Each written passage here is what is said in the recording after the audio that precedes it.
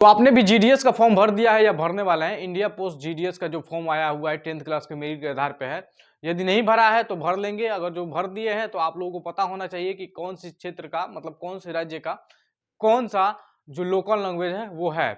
आज के इस वीडियो में हम बताने वाले हैं और ये वीडियो खास इसलिए होने वाला है कि अब अगर जो 2024 में भर रहे हैं या 25 में भर रहे हैं या 26 में भर रहे हैं, 27 में भर रहे हैं या 2030 में भर रहे हैं, 2028 में भर रहे हैं, कभी भी भरेंगे तो आप लोगों को लोकल लैंग्वेज आप लोगों को पता होना चाहिए अगर जो जीडीएस का फॉर्म भर रहे हैं तो इसमें हम आप लोगों को बताने वाले हैं कि कौन से राज्य का कौन सा लोकल लैंग्वेज यहाँ पे होना चाहिए, आपको पता होना चाहिए, तभी उस राज्य में आप फॉर्म को भर पाएंगे। तो चलिए हम आज के इस वीडियो में बताते हैं आपको।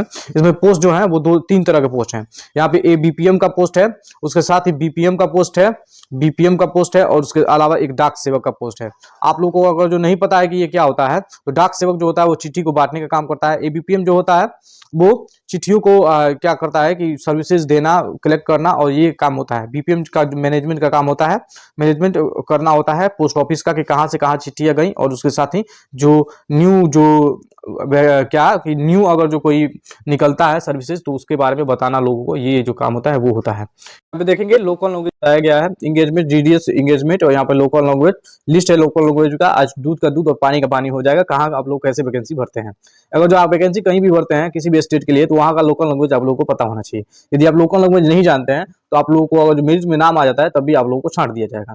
यहाँ पे क्या क्या लोकल लैंग्वेजेस हैं, कौन से स्टेट का, आज इस वीडियो में जाने वाले हैं। ये आज के लिए नहीं बल्कि सब दिन के लिए है, यानी कि हमेशा ये जो है लोकल लैंग्वेज जब तक आपको पता नहीं होगा आप जीडीएस की वैकेंसी, इंडिया पोस्ट की जीडीएस की वैकेंसी नहीं भर पाएंगे।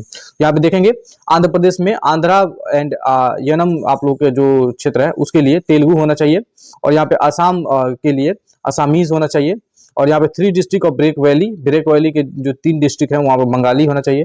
बोडोलैंड टेरिटरी में बोडो पता होना चाहिए आपको। बिहार के लिए आप लोग पता है हिंदी चाहिए, छत्तीसगढ़ के लिए भी हिंदी चाहिए, दिल्ली के लिए भी हिंदी चाहिए और यहाँ पे गुजरात के लिए दादरा और हवेली के लिए आप लोग गुजराती चाहिए, दमन एंड दीव के लिए और हरियाणा के लिए आप देखेंगे यहाँ पे हिंदी चाहिए।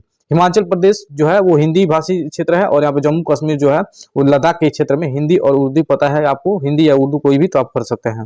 यहाँ पे झारखंड के लिए आप देखेंगे हिंदी चाहिए, कर्नाटका के लिए यहाँ पे कन्नाडा चाहिए यानी कि कन्नड़ पता होना चाहिए और यहाँ पे केरला के लिए आप लोगों को मलयालम पता होना चाहिए।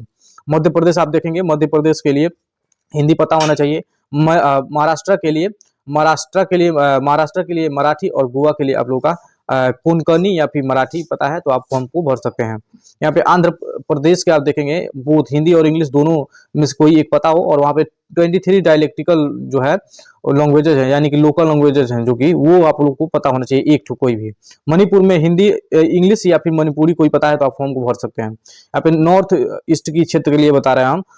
मेघालय के लिए बोथ हिंदी या इंग्लिश किसी कोई भी पता है, उसके साथ ही गारो पता है आपको तो आप फॉर्म को भर सकते हैं। उसके अलावा यहाँ पे देखेंगे मिजोरम जो है वो यहाँ पे मोजो पता होना चाहिए। नागालैंड के हिंदी या इंग्लिश कोई भी पता होना चाहिए।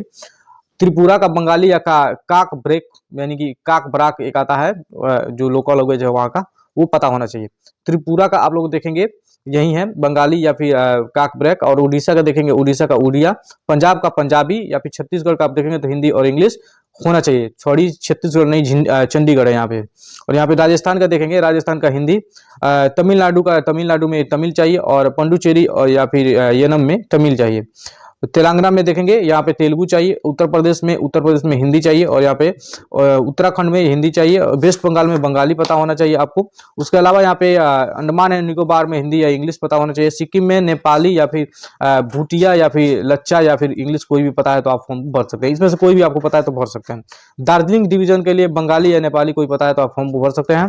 Post office under Gorkha territory में अगर जाते हैं तो आप वहाँ पे नेपाली पता होना चाहिए। तो ये जो लोकल लैंग्वेज मैंने बताया ये अगर जो आपको पता है तो आप फॉर्म को भर सकते हैं। जीडीएस का जो फॉर्म आया हुआ है इंडिया पोस्ट 100 रुपये का जो पेमेंट लगता है यहाँ पे ऑनलाइन करने के लिए। अगर जो आप SC ST से आते हैं या फीमेल हैं तो आप लोगों को एग्जाम्प्टेड है यानी कि 1 भी रुपया नहीं लगने वाला है। तो फॉर्म को भरिए आप और यहाँ पे पैसे तो लगने वाले नहीं है, आप फॉर्म को भर के ट्राई कर सकते हैं। धन्यवाद इस वीडियो को देखने के लिए। मिलता है अगले वीडियो में, तब तक के लिए बाय बाय।